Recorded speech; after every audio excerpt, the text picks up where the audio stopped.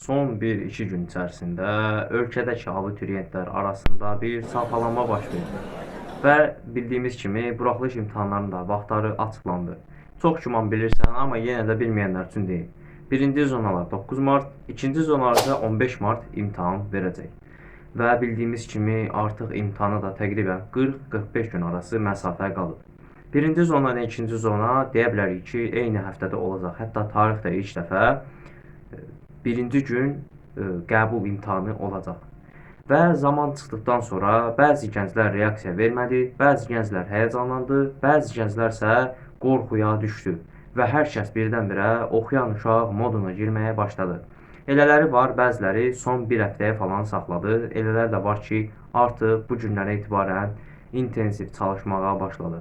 Bu videoda buraxılışa son 40-45 gün qala mən nələr edirəm, sən nələr edə bilərsən və bundan necə daha faydalı bir nəticə çıxara bilərsən. Yəni çox az əməklə də balını bəlkə də 20-30 bal qaldıracaq taktikalar verəcəm və bunları da mən mütəmadi şəkildə istifadə edirəm və bu videoda da onları sizlərlə bölüşəcəm. Kanalıma xoş gəldin.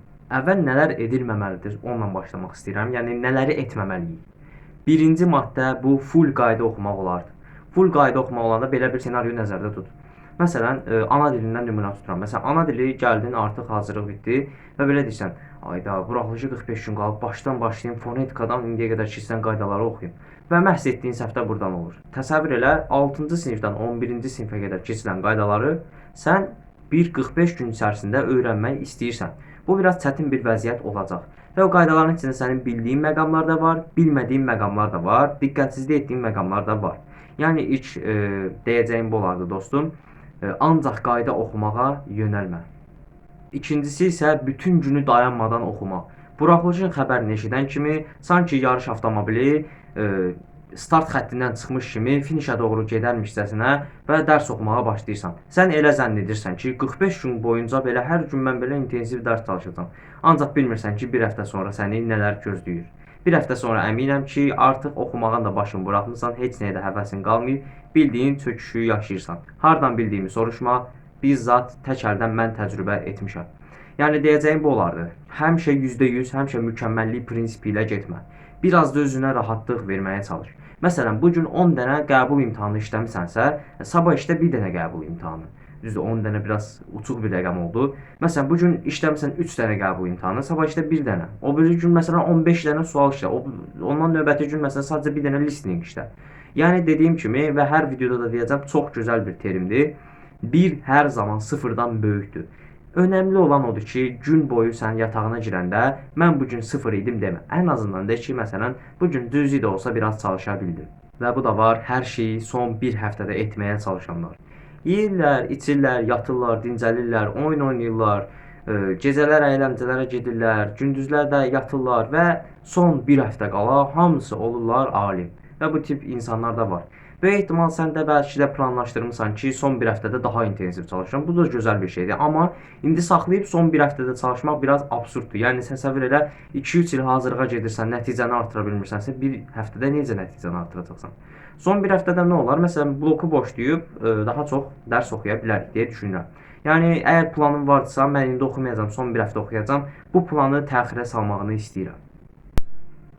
Buraxılış, blok fərq etməz. Əsas da buraxılış hazırlıqlarını yola vermək. Hazırlığa gedirsən məsələn, müəllim 140 dənə test verdi. Sən o testlərin hamısını kitabın arxasından köçürdün və ya atdın, fərq etməz. Sən gedirsən, müəllim nəzarətdən keçdi, bu gün rahat keçdi. Bu gün müəllim məni tutmadı köçürdüyümü. Afərin sənə. Və buraxılışda məsələn o mövzu qabağına çıxdıqda artıq sənə mənfi kimi yazılacaq. Mən də eynisini edirdim bir aralar. 10-cu sinifdə daha çox edirdim. Məsələn, hər 4-5 hazırlıqdan bir, məsələn, atırdım, sualları atırdım. Məsələn, 140 test idi. Hətta bizim ana dili müəllimimiz həddən artıq çox verir. Əminəm ki, kimsə ana dili müəllimi bu qədər vermir. 320, 330 test yüklüyürdü. Mətnləri mən yazmırdım. Mətnlərə həvəsim çatmırdı. Və ya məsələn, qrammatikadan 110 sual idisə, mən onun 70-ini özüm işləyirdim. Son 40-ına nə variant gəldi, atırdım. Köçürtməyə çox da üstünlük vermirdim. Çünki bizə müəllim həllərini soruşurdu, həllərini tələb eləyirdi deyə. Köçürtmək biraz pis bir nəticə verəcəyi üçün deyərdim ki, ən azından 35 dənə sualın səhvin hamısını tək-tək soruşaram. Yəni dəyərli dostum, başa düşürəm, tapşırıqlar çoxdur, müəllimlər yüklüyürlər. Ancaq nə etmək olar? əlindən gəldiyin qədər. Və məsələn 120 dənə test deyə bilərsən ki, Miraz mən işləyirəm, amma çoxsa eybi yoxdur. Əla, möhtəşəm. Çox səhvin çıxsın. Qoy çox səhvin çıxsın. 120 test işlədin, hə? 60-ı düz çıxdı, 60 səhvin var. Açırsan 60 səhvi bir də təkrardan işləyirsən. Müəllim izah edəndən sonra bir də təkrardan işləyirsən. Yəni təsəvvür elə, sən onun cavablarından görsən, sən 60 düzün çıxacağını bilmirdin. Ancaq məsələn sən onu etmədiyinə görə artıq 60 düzlük bir 50%lik bir nəticədir. Bu da imtahanda bir sualı %50-nin 50-yə yazma ehtimalı verir. Həm yaza da bilərsən, həm də yazmaya da bilərsən. Yəni yazmama ehtimalı azalda bilirsən, yəni istər-istəməz. Bonus maddəmizə keçək. Bloku tərtəmiz boşlamaq. Bu biraz baha başa gələcək. Bəzi yoldaşlarımız artıq bloku tərtəmiz boşlamağa başlayıblar. Demirəm blokdan mükəmməl oxu, bloku da buraxılışdır. Xeyr. Məsələn, mən planlamamı belə eləmişəm. Normalda məsələn 50% buraxılışa efor verirdimsə, 50% bloka efor verirdimsə, artıq %75 buraxılış, %25 blok verirəm. Məsələn, blokdan əvvəl əlavə çalışırdımsa, situasiya işləyirdimsə ki, bilirsən kanal izləyicisənsə, situasiyaları yığışdırırım. Sadəcə nə edirəm? Həmin dərsin qaydası oxunur, testi yazılır, suallar verilir. Bu qədər bəsit. Məsələn, müəllim sorğu edəcək. Sorğu səthi oxunur, bir dəfə üstündən təkrar keçirilir, əlavə falan işləmirəm. Yəni sadəcə müəllimin verdiyi tapşırıqla kifayətlənirəm. Mənim 25% nəzərdə tutduğum müəllimin verdiyi tapşırıqla kifayətlənməkdir. Yəni önəmli olan budur ki, bloku da tərtəmiz boşlama. Çünki mart ayından sonra son zənglər olacaq, vinetka çəkilişlərimiz var, bəzilərinin onları var. Yəni istər-istəməz başın qarışacaq və bloku oxumağa həvəsin qalmayacaq. Heç olmasa səthi də olsa, yola verməklə də olsa bloku boşlamağını istəmirəm. Və nələr edilməlidir, onlara gələk. Birinci maddəm bu olardı: sıfırdan bir kitabı bitirmək. Böyük ehtimal evində test bankları, sınaqlar, bəlkə də köhnədən aldığın nəşriyyatını və ya MHK-in müəyyən qədər sınaq kitabçaları var. Məsələn, mən nümunə verim. Məndə 250 Nərgiz Nəcəfin 250 test sınağı var və mən 3 gün içərisində o kitaba başladım. Düzdür, 250 sınağı 45 gündə bitirmək biraz çətin olsa da, əminəm ki, bitirə biləcəm. Çünki gündə artıq 5-6 dənə işləyə bilirəm. Və mən 40 sınağa gəlib çata bildim. Və sən də evində məsələn 30 sınaq deyə bir kitab var. Məsələn 20 sınaq var. O riyaziyyatdan bir dənə 20 sınaq kitabı var. Ondan işləyə bilərsən. Həmin vəsaiti işləyə bilərsən. Artıq evində müxtəlif kitablar var. Hətta bilmirsənsə hansı kitabı işləmək lazımdırsa, şərhlər qismində mənə yaza bilərsən, sualını cavablandıracağam. Yolda, marşrutda, taksidə, metroda heç fərq etməz.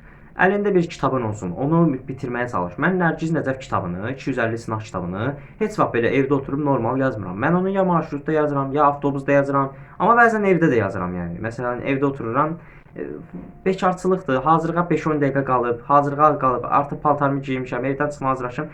Bir sınaq işləyərəm, yəni 20 sual bir sınaqdan işləyərəm, yəni mənim itirəcək nəyim var. Ancaq bunu da vurğulayım, bax, işləməklə kifayətlənmə, mütləq yoxla və səhvlərini tək-tək analiz et.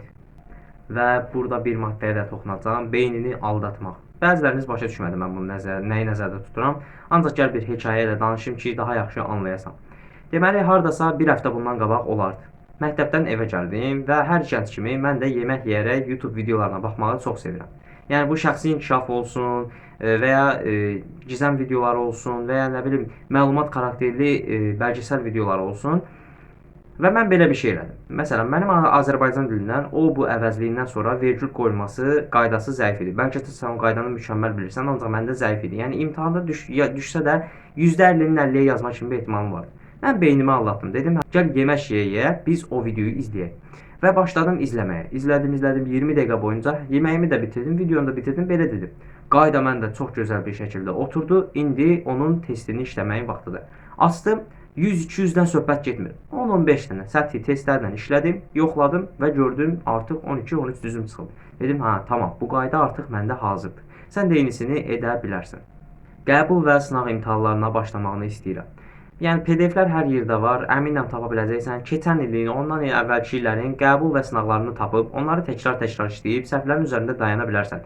Hətta diqqətlə və zamanla işləməyini istəyirəm ki, məsələn, sən keçən ilki 11-lərin imtahanda iştirak etsəydin, neçə bal toplaya bilərdin, neçə düz yaza bilərdin, onu görə biləsən. Səhvlərin də çıxsa, pis olma. Çünki səhvlərin sənə deyəcək ki, bax filankəs sən bu mövzuyu bilmirsən, gedib oxuya bilərsən. Bir digər maddəmiz isə not tutmaq olardı. Məsələn, səhv yazdın, bir test olsun, bir səhv yazdın və onun üzərində not tuta bilərsən. Məsələn, mən artikellər bölməsində işləyən zaman qitələrlə Z artikelini işlədirdim. Və belə dedim, testləri yoxlayanda gördüm ki, qitələrlə Z qoyduğuma görə hamısı səhv çıxıb, mən də testin üstünə sadəcə belə yazdım. Qitələrlə Z olmaz. Məsələn, Kanada ilə Z qoyurdum. Elə bilirdim ki, istisna ölkədir. Məyərsəm deyilmiş. Yazdım ki, Kanada istisna ölkə deyil və nida qoydum. Artıq testlərə qaydanda görə bilirəm ki, Kanada deməli istisna deyil. Onda biz buna Z qoymayaq. Məsələn, Avropa qitəsi qitə olduğuna görə biz ondan Z qoymayaq. Z artiklını qoymayaq. Sən də belə şəkildə testlərin üzərinə not ala bilərsən. Bir digər maddəmiz nə olardı? Vaxtı düzgün bölmək. Hər gün 8-10 saat çalışma. 2 saat, 3 saat, 4 saat sənə bəs edəcək qədər. Çünki sən sprint qaçmırsan, maraton gedirsən. Yəni 45 gün ərzində 2 saat, 2 saat, 3 saat çalışsan, bir 3-4 günlük çalışma vaxtı əldə edəcəksən. Onsuz da son həftədə intensiv çalışacaqsan. O zamana qədər özünü yorma. Yəni enerjini sonraya da saxlamağını istəyirəm.